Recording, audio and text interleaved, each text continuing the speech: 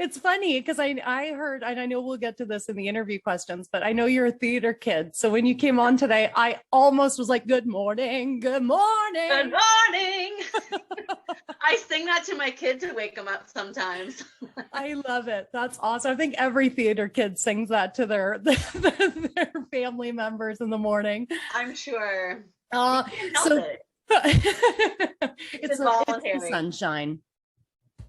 You guessed it. Tiffany here from the Peterborough Chamber of Commerce. We're jumping into it live at the breakfast table. Lyndele Gauci from Prana Wellness Studio. Hello, Lyndele. Hi, good morning. Good morning. How are you this morning? I'm wonderful. Feeling good. I kind of wish it was a little sunnier, but at least it's bright. Yes. I'm in the room of the house that has the best light, which is my bedroom. Perfect. So, breakfast in bed. You know what? That's perfect. Breakfast in bed. Yeah. Speaking of breakfast, you catered for us today. I did. I made us a little something, something. Let's take a look at what we've got. And of course, you source things locally. So I know there's going to be Kawartha dairy, milk, butter, and a local maple syrup this round, huh? Yeah, it's one of my favorite maple syrups. And it's from Wagner's. And oh yeah, so we've got, and I can't remember the name of the pears, but I did pick them up at Sobeys. They're itty bitty, they're tiny. They're like tinier than the palm of my hand. So I made some spiced pear buttermilk pancakes this morning, gave you some Wagner's maple syrup, dark maple syrup, because it's the best, in my opinion. And a little bit of Kawartha dairy butter, if you wanted to have that as well. I don't know if I can. It's really good. I have it in my coffee, like almost every day. I have maple syrup. So it's either going to be Wagner's maple syrup or it's Red Mill maple syrup. Both are local, and they're super yum. I'll just take your advice on that. You are a foodie. I trust everything that you pump out. There's maple syrup going in my coffee, I think, right now. Let's just do it. Let's put some maple syrup in here. That's it's in mine. You have never led me wrong when it has come to delicious things. So let's get at it. Thank you for catering for us this morning. I appreciate breakfast. It smells like my nonas. I have to tell you, there's something very special. Yes. It's like, it reminds me of my childhood. It's beautiful. I can't wait to eat. So we're going to eat. It's live at the breakfast table. I wanted to sit down with you today because you're really interesting. You've done a lot of neat things. I've Googled you and I thought we could sit down.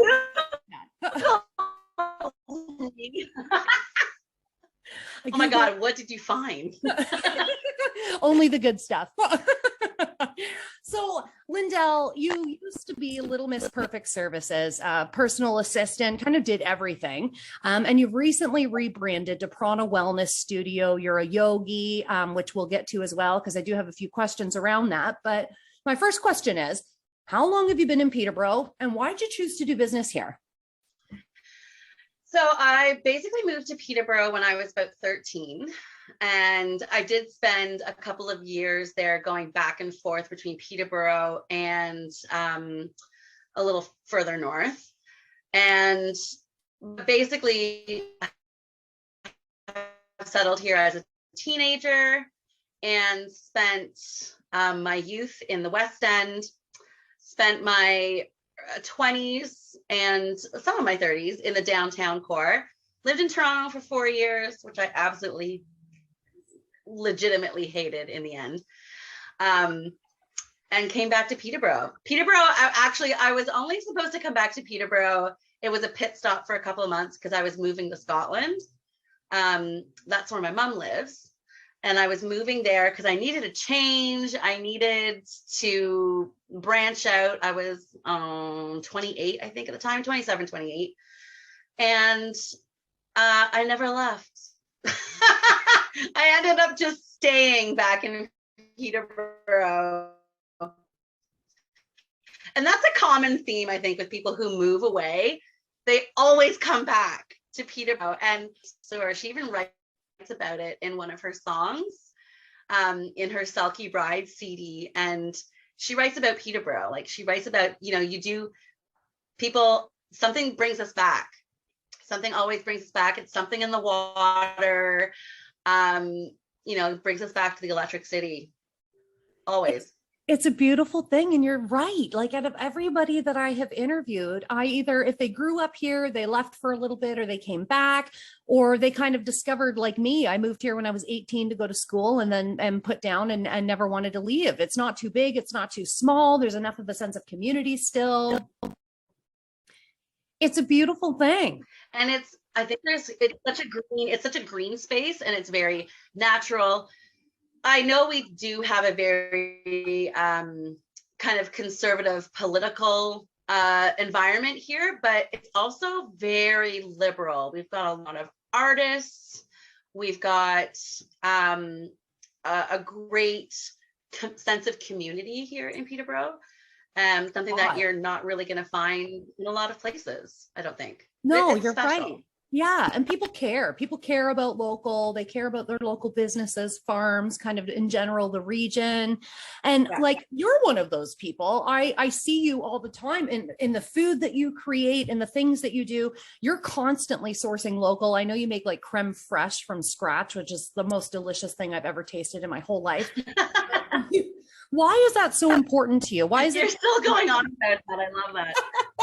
Why is it so important to you to make and provide local food?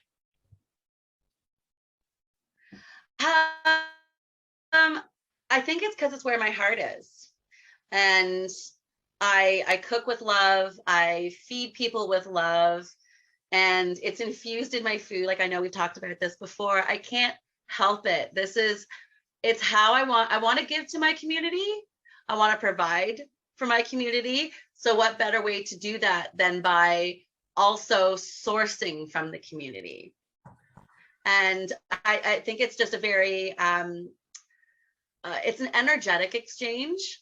I think if I'm purchasing from local farmers, local artisans, local producers, and I'm also giving that energy back out again and just like amplifying it, I don't know. It's very intuitive. Like, I'm an intuitive chef. So it's just something that I do. I love it. You reap what you sow, you get back what you give. It's a full circle.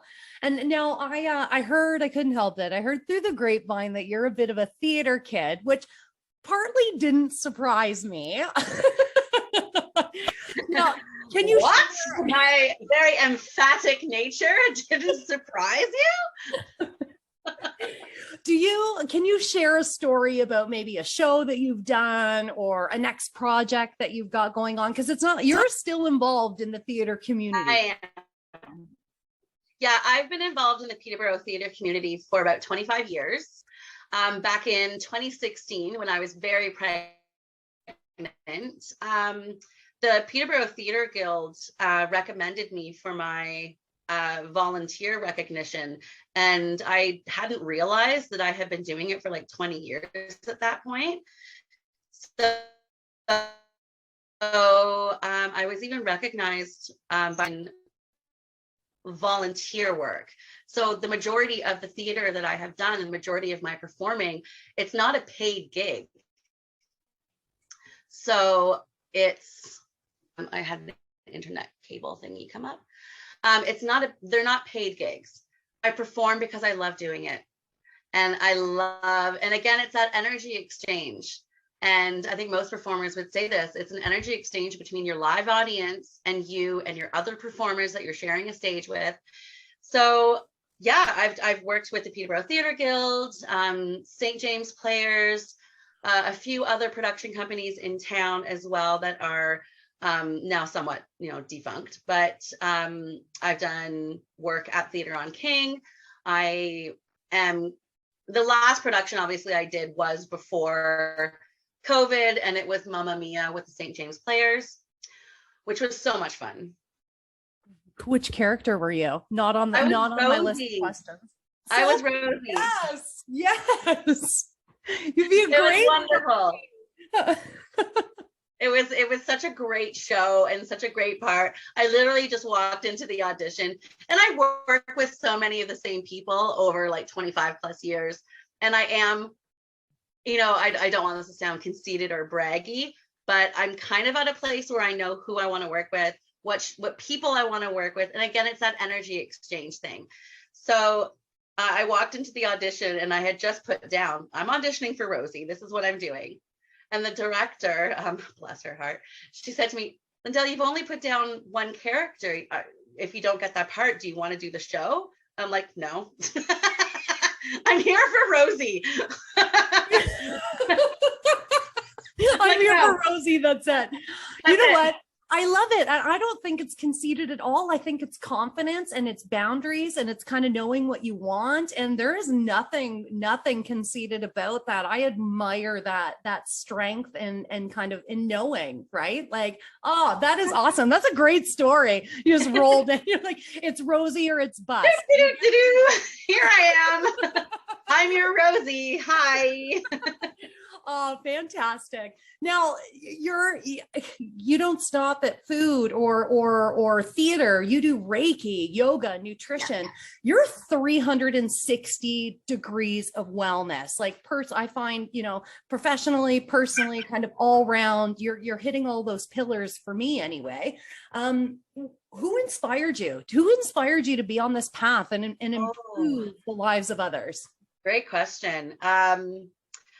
The first time I was kind of introduced to yoga was when I was at York University. I was a theater major there, and we did yoga in like basically acting 101 is part of that acting class was you're doing yoga. So that was kind of my introduction to it. It didn't feel accessible to me at the time. I didn't feel comfortable with it. I wasn't comfortable in my own body with it. Back in 2013, I've been back here living in Peterborough for a while, and I started taking a class, and I didn't attend it regularly, but I went occasionally to Tina Kivenen's gentle yoga class that she was doing out at Trent. And I think it was the first class. I was in child's pose at one point. And I literally just started bawling and I couldn't stop crying, totally embarrassed that this had happened. But through my training in 2018 and through the years that I've spent as a yogi, I realized, oh, that's completely normal. And it happens a lot for people. There's this we'll get into these weird places in our bodies where that connection just allows us to release. So I started my certification and I got my certification in 2018. Earlier in 2018, I'd also received my first degree of Reiki. I'm now a second degree Reiki practitioner as well. So I incorporate Reiki, which is an energetic healing art from Japan.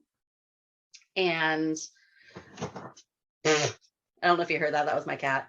Fell off the bed. Last time we had a cat issue. Trying to ignore that. Me, Lyndele, and the cats. So the Reiki kind of is something that I incorporate into a lot of my yoga practices. It's been a little bit more difficult during COVID. I am now teaching at Bloom Health. And of course, following COVID protocols, I am not engaging in as much physical assisting as I would normally do. Right. One of those assists would be to offer Reiki, especially during Shavasana at the end. It's something that I could offer to a smaller class of students. And I try to cap my classes anyways at around 6 persons, even before COVID, because I want to be able to give my full attention and make it a more intimate experience. Yeah. When I'm teaching yoga. especially because I find yoga is pretty intimate, like even intimate with yourself, and the energies is so important. So who was there, someone specific that put you onto this path, or was it kind of this series of things that happened? Honestly, that first class I took with Tina, and she teaches out of Peterborough Living Yoga. That's her studio. And she has become one of my mentors. She's one of my teachers, along with Ali Boothroyd at Saravara Yoga in Bobcaygeon. So they are my two primary mentors. It's a beautiful thing. That's awesome. I too, I felt like a very similar story in my first few years of trying yoga. And I'm no yogi, but I'm a participant for sure. And I'll almost try anything. But I did find it maybe wasn't for everybody at one point. And I have found that has shifted. And as that shifted, I became more comfortable. And you currently work with somebody at Bloom Health that helped me get comfortable in that space and movement. Oh, yes, Jane Jopling is lovely. yes, was a body positive kind of an inspiration for me. She, anyway, so it was kind of really neat to hear you have a very similar experience, and I sort of see that messaging through your platforms and the things that you share is like, positive vibes, good things, happiness, being kind, body positivity to yourself and to other people. And we need more of that. So I just wanted to shout you out for that, because that's a huge, important narrative that I find that you drive, and I'm cheering you on for sure. Thank you. You have to be authentic, and I fully believe that you just need to be authentic with yourself. So the good vibes aren't always going to be there. You don't always have to reach for them, but accept what is coming towards you. Breathe through it, work through it, lean into those darker moments, because you're always going to end up on the other side of it. And it's always going to be brighter on the other side of that. Oh, I love it. I'm excited. I'm excited for ChamberAM. Okay, before I talk about ChamberAM. Okay. Do you have a secret talent? Well, apart from what I do when I'm performing, so I'm a singer, actor, dancer. A hidden talent. I can't juggle.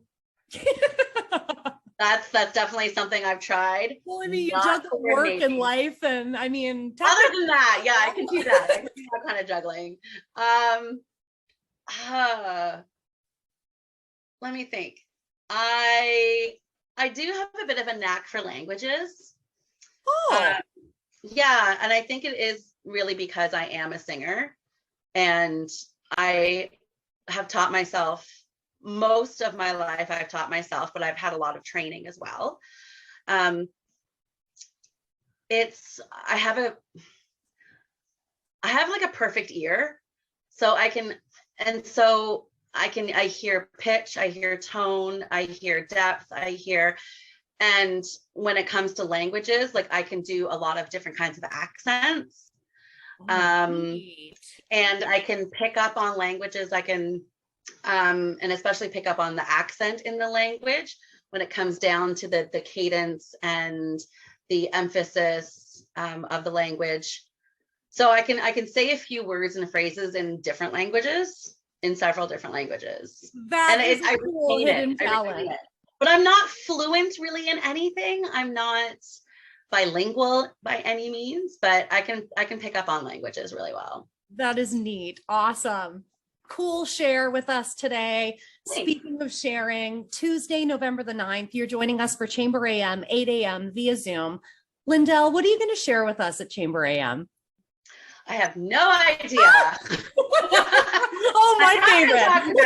I haven't thought about it, I should say. I think what I would really like to focus on is, I do kind of want to give people a general understanding, a little bit of education on what Reiki is, because I feel it piques people's interest, but then they're like, I have no idea what that is. I don't know if it's for me. So I would like to kind of touch base on that and give people a little bit of a walkthrough on what a Reiki treatment, or not a treatment per se, but a session would be with me. as well as kind of to get away from the stigma of what it means to be a yogi, what you need to have with you in a yoga class, that kind of a thing. And just to kind of move away from the whole westernized version and the Instagrammable version of what it means to be a yogi, and kind of get back to the roots and give people a greater understanding, a little bit of education on my philosophies towards yoga, yoga acceptance, yoga body positivity, and such. Yoga acceptance. I love it. And you know what? I like the points that you're going to make on Reiki, because I find it's a really underestimated tool for your toolbox, especially when it comes to stress, emotional management, mental health. Like it is definitely underestimated, and it can be quite powerful in helping kind of work through some situations. So really great to get your insight. I am excited to talk yogi with you and just see more of this personality and this big brain of yours. I find you always have something insightful to say. And I could watch you for hours. There needs to be like a Lyndele show. It's like the Lyndele and Tiffany show. Not play to my ego. Lyndele, I am grateful. We are grateful at the Chamber of Commerce for you, of course, for being a member, for being a community leader, for joining us for ChamberAM. Please get registered. I'll include the links. ChamberAM, 8 a.m. Tuesday, November the 9th, at Lyndele Prana Wellness Studio. Lyndele, if we want to reach out to you because we want to grab a yoga class, how do I get a hold of you? You can find all of my classes that are listed on the Bloom Health Peterborough website, as well as you can DM them through Instagram. You can also shoot me a DM if you wish. I can be reached. The best way probably to reach me is through Instagram, Prana Wellness Studio.